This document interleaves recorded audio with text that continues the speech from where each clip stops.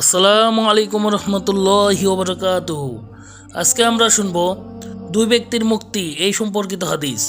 হজরত আবু ওয়াবেদ লাইসি রাদিয়াল্লাহু তাআলা আনহু হতে বর্ণিত, তিনি বলেন, একবার রাসূলুল্লাহ সাল্লাল্লাহু আলাইহি ওয়াসাল্লাম মসজিদে বসা ছিলেন।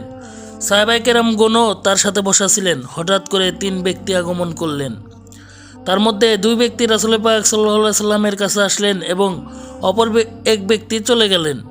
যে দুই ব্যক্তি হুজুর সাল্লাল্লাহু আলাইহি সাল্লামের কাছে উপস্থিত হলেন, তাদের মধ্যে এক ব্যক্তি মজলিসের মধ্যে খালি জায়গা দেখতে পেয়ে বসে পড়লেন, আর অপর ব্যক্তি মজলিসের শেষ প্রান্তে বসে পড়লেন, আর তৃতীয় ব্যক্তি ওই স্থান ত্যাগ করে চলে গেলেন।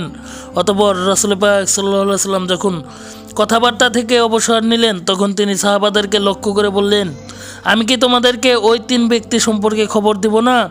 জেনে রাখো, ওই তিন ব্যক্তির অবস্থা হলো, একজন আল্লাহর রাসূলের কাছে বসার জন্য জায়গা চেয়েছে, আল্লাহ পাক তাকে বসার জায়গা করে দিয়েছেন।